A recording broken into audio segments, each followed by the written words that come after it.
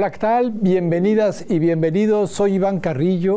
La ciencia y la cultura son los territorios donde se gestan las transformaciones más profundas de nuestra región. Desde laboratorios, aulas, teatros y comunidades surgen historias que amplían lo que sabemos y lo que imaginamos. Iniciamos el noticiero científico y cultural iberoamericano NSC, una producción de la Asociación de Televisiones Educativas y Culturales Iberoamericanas. Esto es lo más relevante de la ciencia y la cultura en Iberoamérica. En Iberoamérica, según la UNESCO, apenas el 3% de las noticias publicadas en medios tradicionales se basa en evidencia científica. En este contexto, conversar con Claudia Juárez, ganadora del Premio de Periodismo de la Red Nacional de Periodistas Científicos de México, nos permite entender por qué la intersección entre periodismo y divulgación es hoy más urgente que nunca. ¿Cómo se construyen historias que mantengan el rigor sin perder la claridad?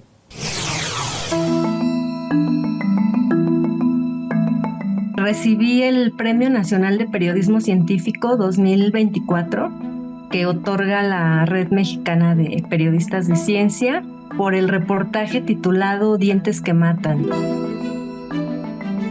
Nos enriquecemos también de las estrategias de divulgación porque la ciencia no es fácil de explicar, ¿no? El lenguaje es muy técnico, entonces a veces el periodismo no basta, ¿no? Para explicar los términos muy claros y muy cercanos a las personas, y es cuando nos valemos de las estrategias de divulgación, ¿no? Que es explicar muy bien en un lenguaje muy sencillo, y creo que eso en el caso del periodismo científico a mí me ha servido para abordar estos temas complejos, ¿no? En la divulgación puedes usar metáforas, puedes usar un discurso más también literario, incluso poético, ¿no? Y el periodismo tiene muy marcados y delimitadas sus metodologías, ¿no? Tiene que ser verídico, tiene que ser con rigor, ¿no? Que tengas fuentes, que te sustentes. En el caso de este reportaje en particular, más que un tema de periodismo científico, yo lo empecé a trabajar como un tema de periodismo de investigación. Y dado que es un tema de salud, las enfermedades bucales, enfermedades, sí tuve que recurrir mucho a mis raíces de periodismo científico, ¿no? Sobre todo para explicar qué es lo que te comentaba, ¿no? Estos temas que requieren a la ciencia como fuente fundamental, ¿no? Entonces, mi reportaje tiene mucho contexto, no solo el contexto científico, también el contexto político, el contexto económico, pero sin duda por el tema, una fuente muy importante que sustentó mucho de la investigación, pues fue la ciencia.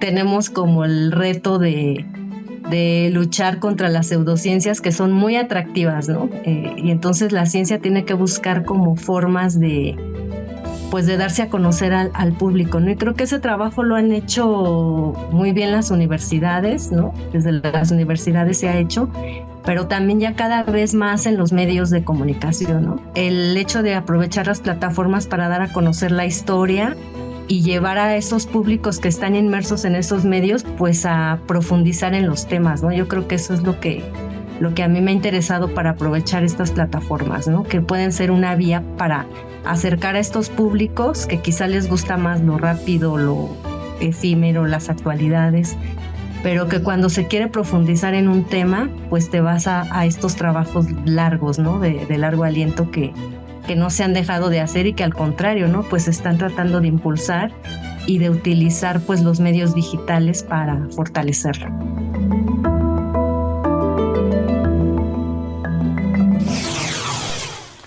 Chile invierte apenas el 0.36% de su PIB en investigación y desarrollo, una cifra que refleja la importancia de cada espacio dedicado a acercar la ciencia a la ciudadanía. Esta semana, la Universidad de La Serena celebró su tradicional Semana de la Ciencia, un encuentro en el que estudiantes, docentes y divulgadores comparten hallazgos y experimentos con el público.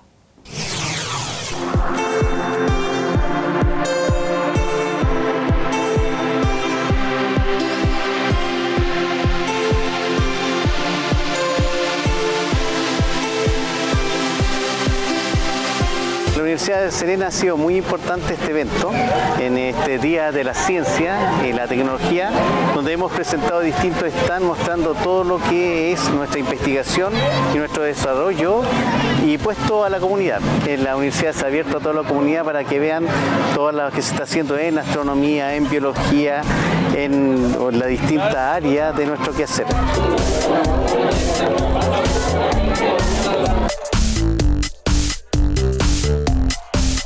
La ciencia es aquello que nos ha permitido avanzar como sociedad y además lo que nos permite mejorar la calidad de vida. La tecnología es ciencia aplicada y ello requiere que las comunidades y los niños, y además en especial las niñas, también se vayan acercando y se vayan sintiendo que es posible ser astrónomas, ser físicas, ser astronautas, soñar sin límites.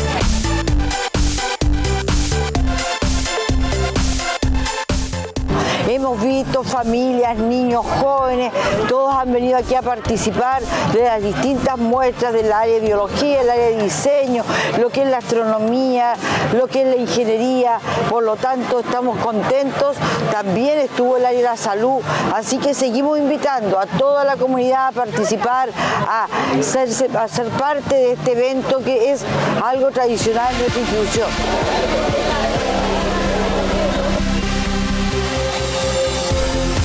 Lo que más me gustó del Día de la Ciencia de la universidad fue el planetario, también me gustó lo de Star Wars, pero lo que más me gustó fue el dentista, porque me enseñaron cómo cuidar bien mis dientes y aprendí mucho. Me encanta el Día de la Ciencia y me encanta la Universidad de La Serena.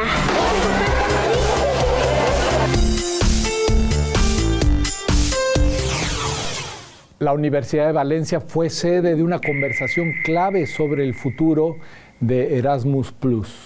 Este programa europeo, desde su creación en 1987, ha permitido la movilidad de más de 13 millones de estudiantes. En un contexto de incertidumbre presupuestaria y transformaciones académicas profundas, este debate busca asegurar que la cooperación internacional no retroceda. Esa jornada. Nos gustaría felicitarlos. La Universidad de Valencia ha acogido las Jornadas Nacionales Erasmus+ de Educación Superior, donde se han dado cita más de 300 profesionales de las universidades y centros de enseñanzas artísticas superiores. Estas jornadas, organizadas por el SEPIE, el Servicio Español para la Internacionalización de la Educación, en colaboración con la Universidad de Valencia, marcan el inicio de una nueva etapa del programa Erasmus+. Un any més, la Universitat de València continua en posicions de lideratge dins del programa Erasmus. Enguany amb vora 2.100 mobilitats entrants. Per primera vegada, els estudiants nostres que ixen a les universitats europees han arribat a aquesta xifra també, a 2.100 estudiants, amb l'impuls i l'aposta seriosa y ferma que fa todo el equipo rectoral de la Universidad de Valencia. El Ministerio de Ciencia, Innovación y Universidades ha incrementado su cofinanciación nacional hasta los 70,5 millones de euros, lo que permitirá más de 72.500 movilidades en todo el mundo. El Ministerio de Ciencia, Innovación y Universidades, del cual dependemos, cofinancia el programa de movilidad en educación superior, este año en concreto con 70,5 millones de euros para los proyectos de movilidad en Europa y con el resto del mundo, un total de 226 millones de euros. De esa cantidad, 203 millones financian la movilidad intraeuropea y 22 millones la movilidad internacional. El programa Erasmus+ cumple 38 años y sigue siendo una herramienta fundamental para fomentar la inclusión, la sostenibilidad y la participación ciudadana. Este año, España lidera la recepción de estudiantes Erasmus+ y ocupa la tercera posición como país emisor. Són unes jornades molt importants per a la Universitat de València. En primer lloc, cal agrair la confiança del SEPIE en la nostra Universitat de València per a acollir aquestes jornades. I nosaltres, per a nosaltres la mobilitat és molt important. La mobilitat per a l'estudiantat, per al professorat, per al personal tècnic d'administració i serveis. Per tant, el que siguin així a la Universitat de València, que vinguin representats de totes les universitats, ens dona també un protagonisme que reforça el nostre interès en la mobilitat. La celebración de estas jornadas de Erasmus Plus en la Universidad de Valencia consolida el liderazgo de la institución en movilidad internacional, cooperación y transformación educativa. Me gustaría felicitarlos. Según la Organización Panamericana de la Salud, más del 70% de las comunidades amazónicas aún dependen de generadores diésel para obtener electricidad. Por eso resulta clave el avance de nuevos proyectos de transición energética en la región, como el que se presentó durante la COP30 en Belén, Brasil, y que conocemos a continuación. La transición energética avanza en la Amazonía con el apoyo financiero de Fomplata. Coincidieron autoridades y representantes del Banco de Desarrollo durante un evento organizado por ICLEI en la COP30, celebrada este sábado en Belén, Brasil. ¿Cómo que funcionó? En Abaetetuba, un municipio compuesto por 71 islas sin acceso a red eléctrica, se desarrolla un proyecto piloto para instalar paneles solares en una escuela y en la Secretaría de Medio Ambiente, con el fin de sustituir generadores a diésel y reducir costos y emisiones. Eliana Dam, vicepresidenta de Operaciones y Países de Fomplata, destacó el valor estratégico de esta iniciativa para impulsar soluciones energéticas sostenibles en territorios aislados. Financiamos un proyecto de transición energética a través de una cooperación técnica. Con la cooperación técnica, Fomplata brinda financiamiento no reembolsable, o sea, dinero que va para la prefectura, para el municipio, en la búsqueda de una solución que sea sostenible. Y en base a esa primera experiencia, el banco puede aprender qué soluciones se requieren a la medida de las necesidades locales. Además, subrayó que uno de los mayores retos para implementar proyectos de energía renovable en la Amazonía es garantizar su madurez técnica, aunque reiteró la voluntad del banco de acompañar a los municipios en cada etapa. Nuestro rol como banco es acompañar a los municipios a ganar esas capacidades técnicas para que los proyectos lleguen en la medida que tienen que llegar, en la velocidad que tienen que llegar, porque en definitiva los plazos son importantes. La funcionaria señaló que el apoyo inicial puede atraer inversiones privadas y fortalecer las capacidades locales para adoptar energías limpias en zonas con dificultades estructurales. Está usted viendo el noticiero científico y cultural iberoamericano NSC. Visite nuestras redes sociales. Somos @NSC Iberoamérica.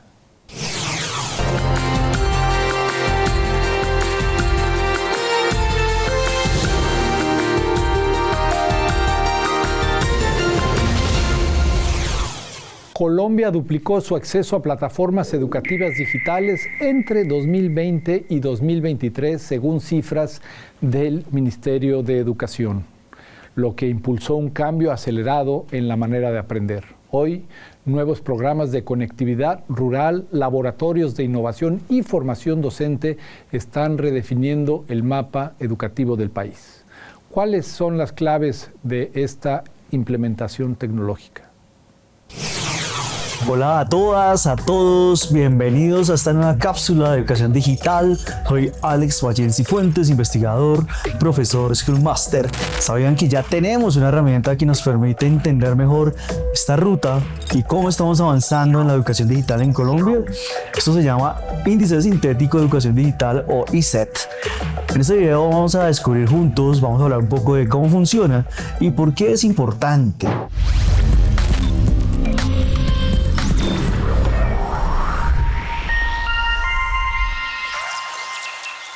El ISET es mucho más que un número y cifras. Es como un GPS que nos indica, nos hace entender mejor la ruta y el camino hacia una educación digital más equitativa, más eficiente, es decir, que logre mejores resultados. Y está diseñado precisamente para medir tanto las brechas como los logros, los avances. En palabras sencillas, nos dice dónde estamos y hacia dónde debemos ir para garantizar que cada estudiante, cada sede escolar tenga acceso a las herramientas tecnológicas tecnológicas que necesita para triunfar en el siglo XXI, en el desarrollo humano, social. Este índice se compone de 5 dimensiones claves que evalúan los aspectos más importantes de la educación digital. O sea, estudiamos los sistemas de educación en el mundo y encontramos 5 elementos que son fundamentales. 1, la infraestructura tecnológica. Aquí evaluamos si nuestras instituciones cuentan con computadores, dispositivos y plataformas suficientes para el aprendizaje.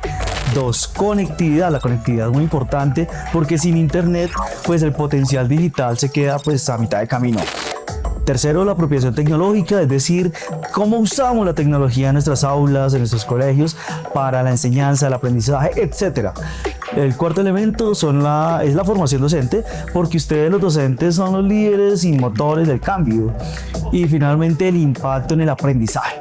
Medimos cómo estas herramientas están ayudando a nuestros estudiantes a aprender mejor y aprender más.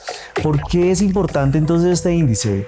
Como les decía, no solo refleja datos, sino que nos cuenta una historia. En el 2022, el índice promedio en Colombia era de 39 puntos sobre 100. Sin embargo, en zonas urbanas teníamos 57 puntos. En las zonas rurales apenas llegamos a 34 puntos. Esta es una brecha que, ya entendiéndola, podemos empezar a revisar cómo es que vamos a mejorar esto. Por cada punto que sube el índice de los estudiantes, mejoran 0.35 en sus pruebas y en sus resultados de aprendizaje. De modo que el ICET nos da una hoja de ruta para identificar las áreas en las que debemos trabajar más, desde mejorar la conectividad hasta fortalecer nuestra formación en competencias digitales para todos, estudiantes, jóvenes, maestros. Con este conocimiento podemos hacer que cada aula, sin importar si está en una gran ciudad o en un rincón remoto del país, sea un espacio donde la tecnología impulse el aprendizaje. Entonces, colegas, investigadores, interesados, el ICET no es solo una herramienta, es una oportunidad para construir juntos el futuro de la educación en Colombia. Una educación más equitativa, sofisticada y sobre todo llena de posibilidades y oportunidades para que todos los niños, niñas, maestros sigan trabajando, sigan aprendiendo, sigan enseñando y sobre todo cierren brechas y abran puertas al conocimiento digital. Muchas gracias, esto fue una nueva cápsula de educación digital. Hasta la próxima.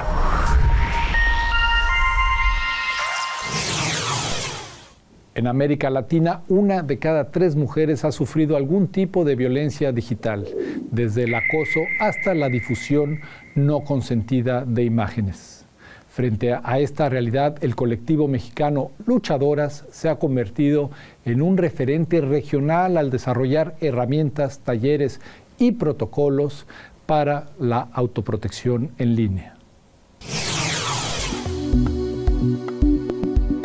Que nuestro cuerpo digital, que nuestros mundos digitales sean espacios dignos, sean espacios seguros, espacios cuidados, que no tengamos miedo tampoco a ser parte de. La colectiva Luchadoras construye un internet feminista. Además, brinda información que permite hacer frente a la violencia digital contra las mujeres. Son una réplica de esas agresiones patriarcales, machistas, sexistas, racistas, que también se viven en las calles, en las casas, en las escuelas. Acciones que afectan a las mujeres, que las llevan como a un espacio de humillación, de sumisión, de vergüenza, solo por la condición de ser mujer. Luchadoras ha identificado 13 formas de agresión que permiten reconocer y nombrar esta violencia. Algunas de ellas son acoso, amenazas, difusión de información personal o íntima y abuso sexual relacionado a la tecnología. Lo que hace el espacio de lo digital es permitir una reproducción, una viralidad de los ataques, del acoso, de los insultos. Según el INEGI, más de 10 millones de mujeres de 12 años en adelante fueron víctimas de ciberacoso en 2023.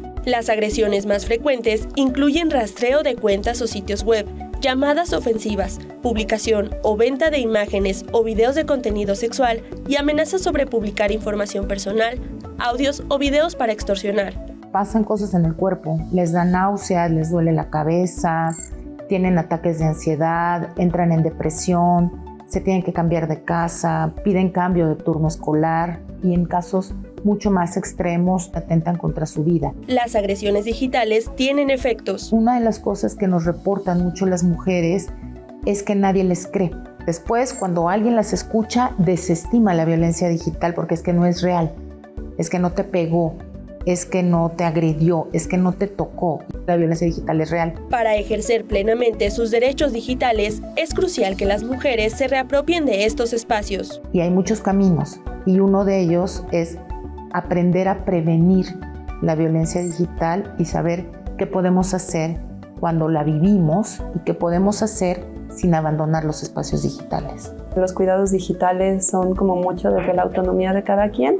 El más básico de todos y el más sencillo es tener una contraseña segura, no aceptar las cookies o meterte y ver rechazar cuáles quieres rechazar. Tienes derecho al anonimato y creo que eso es algo muy importante, así como puedes poder poner tus perfiles privados si es algo que tú deseas.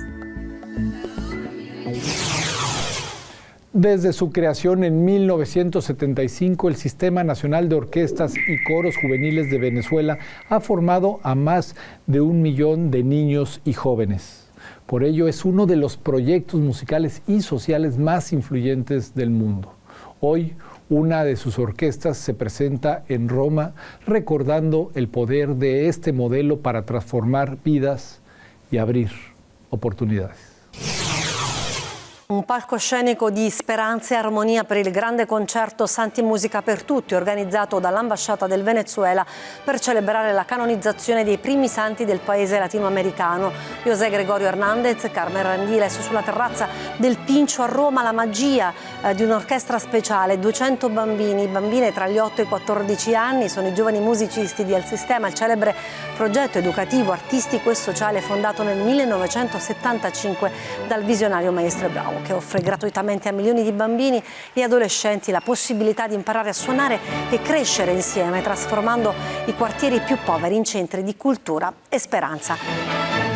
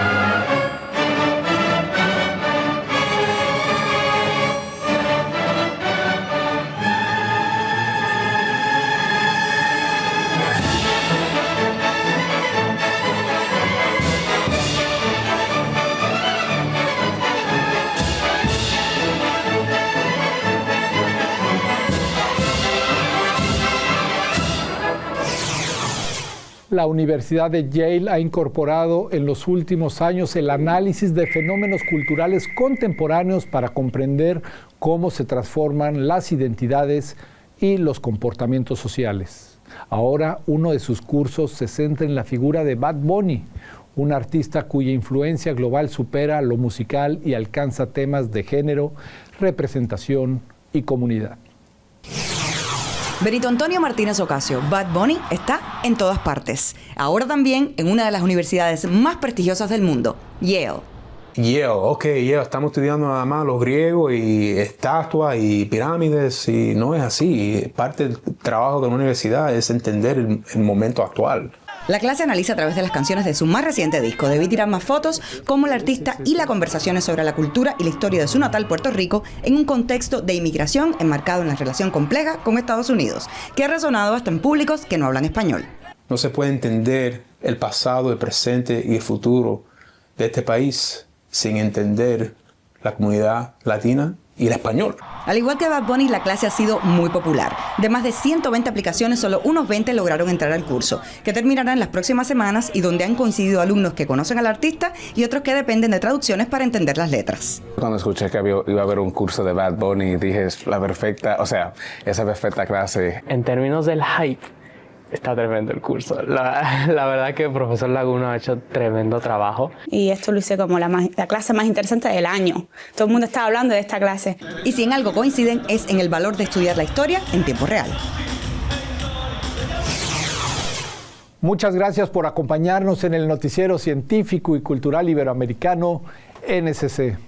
Agradecemos a los socios de ATEI que a través de sus plataformas hagan posible este noticiero, al igual que a las agencias informativas AFP, EFE, Xinhua y Deutsche Welle.